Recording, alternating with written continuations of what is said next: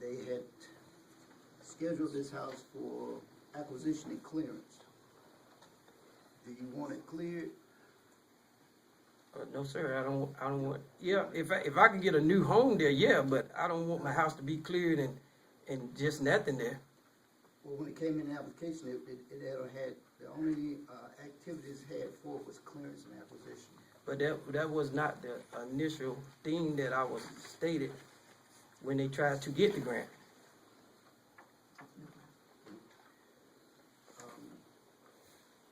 Of course, we don't see any of that. What we see is the application that comes to us.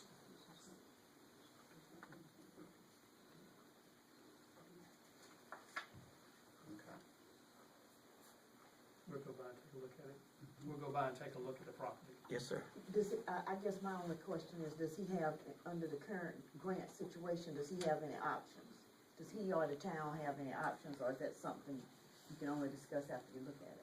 See, once he comes in, you look at, when they go out and they do these evaluation of the house, then it determines on how the application is written and what it's for. And if they went out and they said this house was vacant and uninhabitable, then it can't be rehabbed. The only way that somebody can get a house that's living, the house has to be occupied at the time that you go out and actually start working on this house.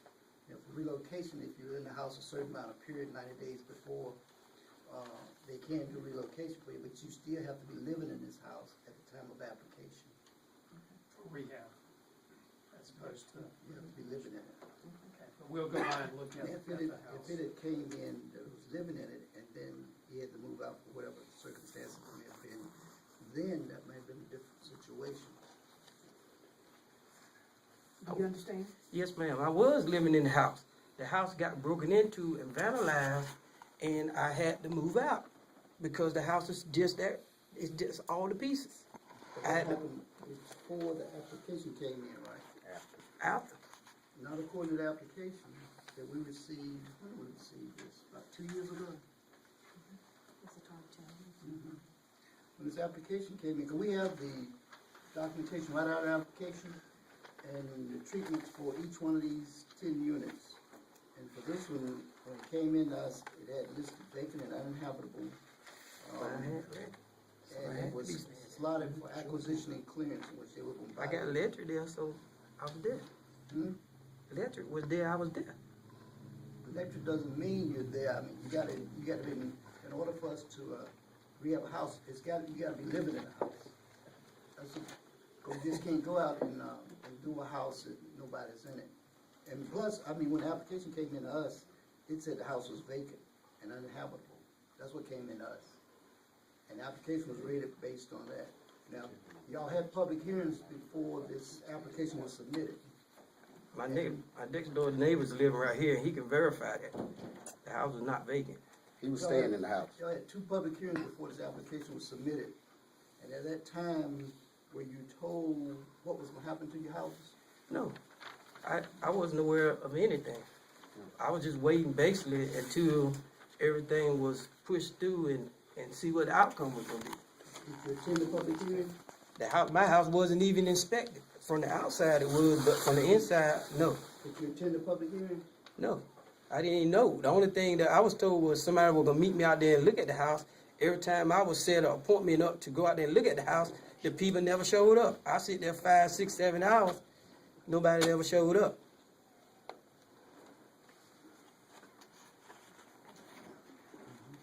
Okay, we'll take a look at it, because right now you're probably feeling like you're in a catch-22 situation.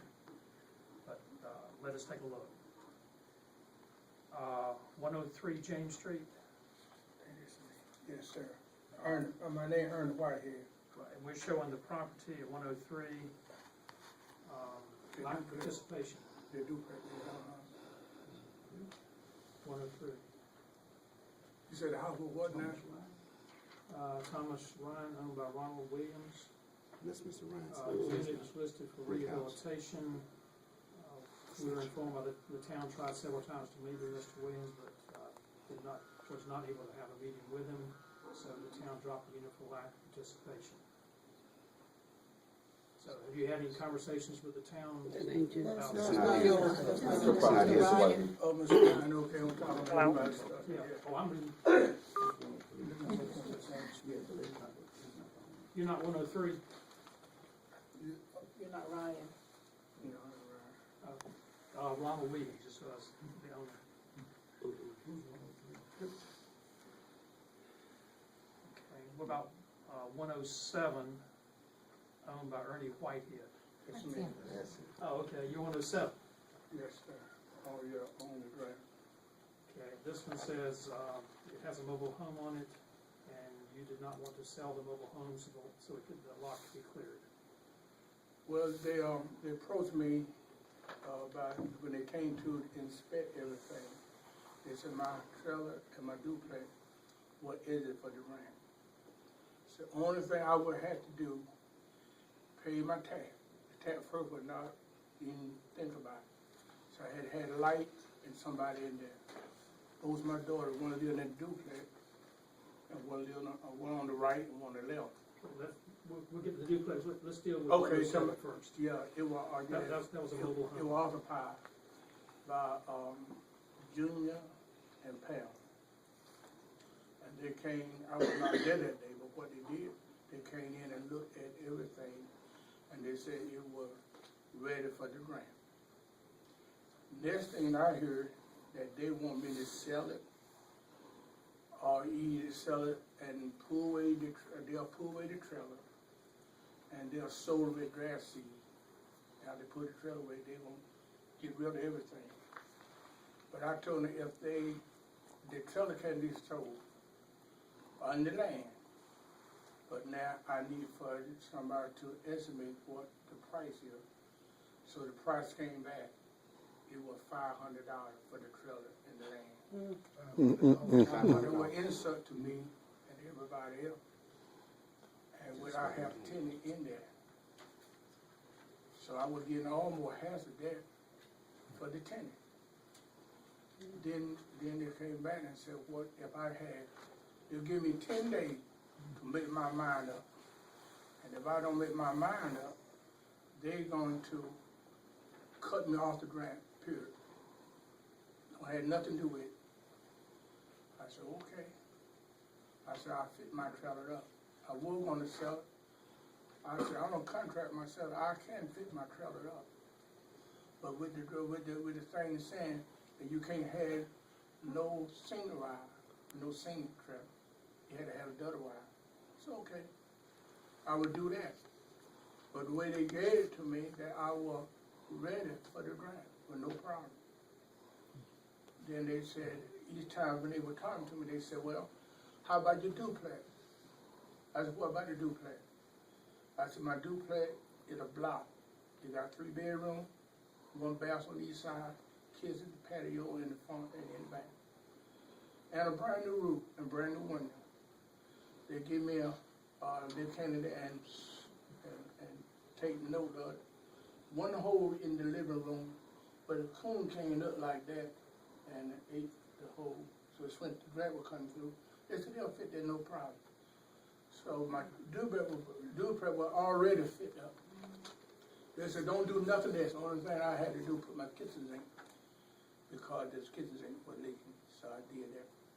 So now they tell me that my house, the duplex is not eligible for the grant because I did not sign the letter the 10 days. They said what they want to do is tear it down. My duplex is brand new roof, brand new window, and don't take that much. I said if that's what y'all want me to do, is put a central unit in there. If I had $24,000, I could do it myself. That's why I need a unit. The flow good, top good, window good. And they put some pressure on me. They said, well, you got to have your tax paid. I will pay my tax. Then the light already, because my daughter, they live on both sides.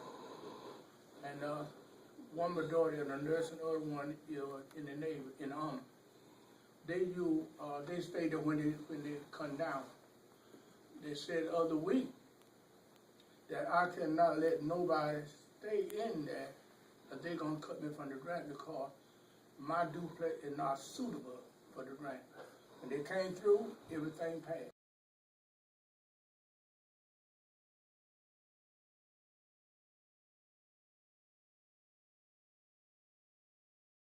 But you're not gonna tear my duplex down, cause I worked hard for that. Everything I do, they always come against it and kick it. Other week, I got a phone call from the town telling me they gonna cut, I live right over there on Papa Hall. So we gonna cut Papa Hall light off, cut my two daughters light off. That my duplex, my house is revenue for the town. I said, well, you gotta be here for 12 o'clock, on the door at 8 o'clock. If you're not here, we'll cut your light. I said, cut it off. All three of them off. I said, I'll be here. And she called me back and said, well, cut where you want to. And I said, come where you want to. Now, be here before 1 o'clock. That's what a bad attitude talk to grown folk. That's about something current. I'd like to focus on is just the grant, because Okay, on the grant. town Okay, is grant. not an issue. Okay, but anyhow, I don't see, why, I'm on the grant, and cause I opened my mouth and it's talking about the road, James Street Road is not fitable, what they said it won't be. It will be paved and gutter, paved and gutter. It's not like that. We got hole down there on James Street right now. We had paved asphalt on James Street before they tore it down. Every time we ask what you're gonna do, you're going next month. They're on the 9th, on the 18th. And they've been over 2 years, they hadn't did a thing. I just want to know, I here want to know what happened to the money. If the money is, they told us don't no problem with the money. So we got the grant. All we waiting for we get a contract. If one contract don't do it, this where for the contract. Let somebody else do it. We don't have to wait for somebody keep on putting it down. The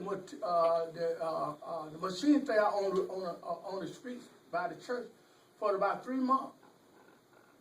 And the road is unpaved, hole in the road, and they wanted to tear it down, thing that they can fit. We'll go by and take a look at it. Yeah, them things can easily be fit, but they want to just get rid of it. Okay, because notes I made is that too, back taxes, you pay those and brought them up. Your daughters, I wasn't clear, they live there, or it's a second home for them? They're second home, Second home, okay. yeah. When they down on weekend, they stay there, but they got a job. They got a job with the government and with Sanitary Hospital. And when they in this area, they want to stay. Okay. We'll go by and take a look. Thank you. Is anybody in 107 in the trailer Uh-huh, There's right no- now? right now. 113 James Street. That would be, Can I ask one question? yes, of course. I understood you couldn't have trailers on this street, so is this a grandfather situation, or is he talking about a modular? Are you talking about a modular unit or a The trailer he has now Is is it- a grandfather. it's a grandfather, Yeah, mobile home? and grandfather block. Okay. So if he moves it, that's it, but he can keep it there? And they can replace it with stick-built and modular. Excuse me, they said that they were going to do the same thing what they do with other homes, other trailers, single trailers. Said they were gonna put a modernized trailer there, a house there. And then all of a sudden they said they would not do a thing to it, not a thing. And the matter of fact told me that if I don't sign the paper in 10 days, just cancel me, they'll cancel me off the list. And I've been told 2 times that they looked in my house about 3 times, and then everybody just closed up on me. So this is eligible for replacement, or he missed the deadline, is that, what's the status on 107? According to what they sent in us, they said it was vacant and uninhabitable. Okay, at the time of the grant? At the time of the grant. That's what came in us at the time. You were tending there. My name is David Harris. We work with the COG. We've handled the housing component of the James Street project. The property that Mr. Whitehead owns, it has a single-wide mobile home, was appraised. The appraiser valued the property at $5,000 for the land and $500 for the mobile home. We made the offer to Mr. Whitehead, and I'd also explained to him that because it was investor-owner property, it's not eligible for replacement housing under any circumstances. It doesn't matter what condition, anything, it's not eligible for replacement. It's too far gone, not eligible for repair, so the only other category of housing treatment is to demolish it in order to eliminate the slum and blight. Mr. Whitehead indicated he didn't want to sell the trailer at $500. No, sir. No, sir. So it Not can't no be, problem. it can't be rehab, No. or trailer can't. Well, not And- just, Okay. not brought up to Okay. standard. It would far exceed the value. So he would have to then take on putting a modular unit on at his own expense. If he gave us permission to remove the trailer, clear the lot, he can keep the, in fact, with each of the property owners, they're given 3 options. They can sell the property with the house on it. We have it appraised that way. They can also select to keep the land and sell the structure. So we have a separate appraised amount within that appraisal for the structure itself, basically the salvage value of the unit. And that way the town will take demolition money, clear it, owner retains possession of the property to do whatever the zoning would allow them to do. Third option is not participate. And Mr. Whitehead never returned the offer for the $500 for the trailer. Okay. Actually, the offer had all 3 options. All he had to do was check. And then the duplex, that's 104, 106, that's investor owned as well, right? Right. And so the option there is, it's not feasible for rehab, was that the determination? That determination had been made in 2009. I mean, it had been made all the way through. This is the 3rd version of this application that finally got funded. And that has been the case. The application shows it as acquire, clear, relocate the tenants. At the time of the grant, though, when implementation came around, Mr. Whitehead expressed the same feelings that he did today. It's repairable. It's not going to take much money. So we did the work write-ups on the duplex, bid it, and the cost of the rehab far exceeds the state's limits on it for the $38 a foot. I did the calculations to see if it would qualify under substantial rehab, and it won't. I mean, the cost of the repairs is still going to exceed what the value is. The other problem here is because it is not permanently occupied, in order for it to meet substantial rehab level, the value of that structure would have to go up 92% from simply spending money on it. It would have to go up and it'd be almost double in order to satisfy, which is impossible. But more so than that, before we can get to that level, the substantial rehab requirement to look at anything over $40,000 a unit or $38 a square foot has to have a low-income tenant and a low-income owner. Both. Both. Okay. And it has been vacant, it has been occupied on and off again through these different grant projects, but the condition hasn't changed, it's still being considered beyond repair. We bid a unit that had already been predetermined for 3 years to be beyond repair in order to address Mr. Whitehead's concern about, well, it's repairable. We said, well, then we'll let the construction market make the decision instead of us saying that in our judgment it won't. Let's let the construction market tell us. And the construction market spoke and said it's going to cost more. And these are the CDBG rehab housing standards that of course we use. So it's not going to qualify for substantial rehab. So then the options are, for him, are demolition, relocation, does not apply to these tenants since they're not permanent? Right. Okay, so the option would be demolition and then looking at reuse would be his only option, at his own expense. We So, notified him that it would not meet the rehab requirements. We notified him that the other option would be to acquire clear and that we would have the appraisal broken. And he sent the form back and said, yes, well, he made it clear to me, we were talking to him, I want to sell it.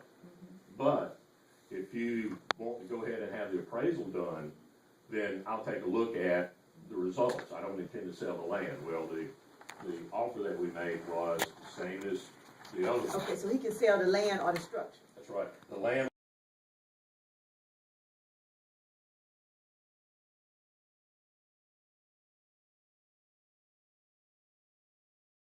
Time to pass for that now, No, he can sell the structure. to the city, That's right, for 18,000. for 18,000, and then he could take that 18,000 and do whatever. I mean, which, he could reinvest it or otherwise, but he'll have the advantage of the paved, ultimately, he'll have the advantage of the paved road, is that right? Is that the duplex you're talking about, son? Yeah. I was just trying to get the picture. I'm trying to learn how to get the whole picture in my head. So in Mr. Whitehead's case, the only real advantage he can get out of this is you might could get $18,000 as an option. You'll have your property on a paved road where you could reinvest if you chose to or not, right? That's correct. And I guess you don't have to pay electric on it if it ain't got no, so you can get a break from that for a while, but it doesn't help the city. And then you would have to, but you can't go back with a trailer because of the code. That's correct. So that's sort of at least the picture I've got in my head. I mean, your situation looks like it may be better than most. That's for the property too. Let me say this. Now, what I was told the 2 times that the duplex could take the land, but it wouldn't cost that much. And now they said they want me to tear it down. They'll pay for the tearing it down. But it cost me more than $18,000 to build that in 1973, I believe. I understand. The floor good, everything good, the brick. Now- No crack in. Now, there's a duplex, that just that the city is getting, light bill on both sides, it got a light bill, when my daughter in down here, I understand. maybe 2 times a week or 1 time a week. My light bill there, I know you said they ain't worried about the light bill. I understand that there's a whole history with Yeah, that. $87 with nobody. They there with the light, the stove, the freeway and everything there. They don't bring the whole. Do you have electric on now? Oh, yeah. So how Yeah. come do you have electric on now? Because when they come down here, they had to walk in, turn the switch on, I got you. turn the switch, go to the But stove. do you understand that now, under this grant, you can stay status quo, right? There's nothing to keep you from continuing to do whatever you want you're doing right now. And you'll have your house, the duplex on ultimately a paved road when they finish it. You will have, that's one option you have. You understand that, right? No, you said I would have my duplex, You can keep it as it is. as it is, They will eventually pave the road, so you'll get the advantage of that improvement. improvement. The improvement in the road. Okay. That's one choice you have. You understand? I understand what you're saying. Okay, that's But one what they choice. saying. I is understand that Yeah. whatever they said might have been confusing, but I'm just trying to recap at this point. Okay, go ahead. You know, just for simple, Yeah. for simple. So the first choice you have is to keep everything like it is now. Do whatever you want to do. Nobody will bother you. You got to pay your electric, your taxes, and deal with whatever comes your way. And they will pay, the grant will pave the road. Okay. That's one choice you have. Uh-huh. A second choice you have, now could somebody correct me if I'm wrong, Mr. Harris, correct me, is you can sell the house, the duplex. I'm just dealing with the duplex now. You can sell the duplex for $18,000 and keep the land. Is that correct? And they'll pave the road and you take your $18,000, you might invest in putting something else up, or you can't put a trailer up, but you might figure out what else you want to do. That's your second choice. Your third choice is you could take 18 plus what for the land. You can, for $23,000, you can be out of that lot. You know, you can give it to the town. They'll have to figure out what they'll do with it. Hopefully, they will come up with a redevelopment plan somewhere along the way. You can sell it to them for $23,000. You could take that $23,000 and look at the 105 lot, or what, or your, retirement, or whatever you want to do with it. And you'd, of course, be out of any utility obligation, because it would be nothing, that you wouldn't have anything. So you wouldn't be paying electric. Now, that's your story on the duplex. Those are the 3 choices you have under this grant. Keep it like it is. They'll eventually pave the road, so you'll have that advantage. let them tear down the duplex, they will give you $18,000. You go on with that, you own your lot, you can figure out what you wanna do. Or your heirs and family can figure it out. Or you can sell the lot and the duplex for 23 and be done with that piece of property. And the town would have to then figure out what it would do with it. You understand those three choices? Yeah, I understand that. Okay. Let me say this. Now, in a lot, in Hobgood, you started at 10,000, 15 to 2,000, $22,000 for the lot when they already got the civil. Now, I don't know how they evaluate. Yeah, that's how they do it. What's the issue with, what do you do if there's a dispute on the value? Do they come back with their own, under the grants? How does that work? Appraisal done. Y'all had an appraisal. We had an appraisal done by MAI licensed North Carolina appraiser.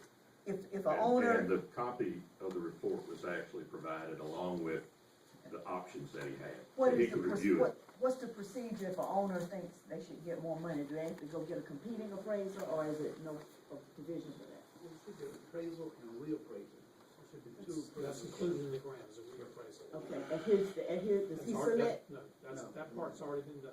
And both Appraisal and appraisers reappraisal. came in Yeah, it's up to the town if they want to stay with that amount or they want to negotiate something higher. But Charlie knows, we've been through this before. If you're gonna pay more than what that appraised and review appraisal amount is, you better have your ducks in a row. You just can't take values and spend federal dollars. I understand, so, You know. but what's the whole issue about a reappraisal? It just confirms the appraised amount. But how do you get a reappraisal? Does somebody have to Another request it? appraiser.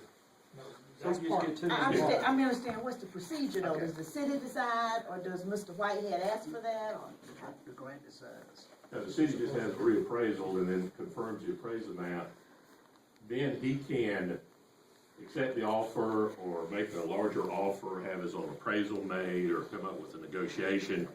But it's still up to the town as to whether they will accept anything other than what their appraiser I understand. says. And do you all as grant administrators decide whether a reappraisal is indicated? Well, the appraisal and the reappraisal are covered by the grant, because we take the appraisal, then they have another appraiser look at that and make sure that it is reasonable within market.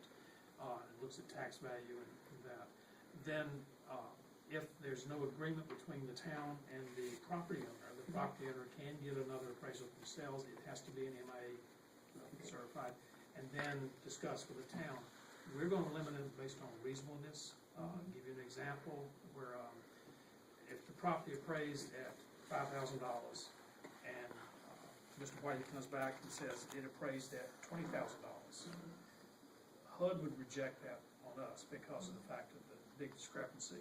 If the town paid him $20,000, we'd look to the town to repay to the grant. They would be paying out their own funds. I understand, but have you had the reappraisal of the appraisal done on this particular, Should already been done. and both of them, and that was confirmed? Was a reappraisal done? No, we had not. We simply let him know what that amount was to establish the range. Okay, so that, the So there was reappraisal, any, but his indication was he had no intent to sell the structures. Okay. So we didn't incur an additional expense Okay. at this point. So If he had, then we would have the reappraisal done because it's required. okay, so if you what I'm hearing from you is you're asking for a higher price, is that correct? Oh, yeah. Okay, so in order for you to get a higher price based on whatever you think of, you would have to negotiate with the town, but based on the fact that they're spending federal money, from what I'm hearing, you're gonna have to either get another appraisal from a certified appraiser saying that they support whatever higher price you're suggesting.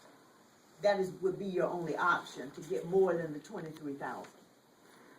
So you have to have some kind of paperwork and they would have to tell you what kind of certified appraiser. I think it's I don't know what MIA stands for, but I'm sure it's some, Member of the Appraisal Institute. okay, Appraisal Institute certification. You can negotiate with them, but they can't negotiate with you like you and I would negotiate. See what I'm saying? Because they're spending taxpayer money. So they could only pay you more than the 23,000 based on some kind of documentation. And they can have, and if you become seriously interested in selling, they can have that appraisal review, but we don't wanna put them to additional expense unless you really wanna sell it. And you know, you'd be taking your chances on whether the appraisal would say it was correct or not. Senator, one thing, Yeah. he would have to pay for the independent appraisal. What's the ballpark independent?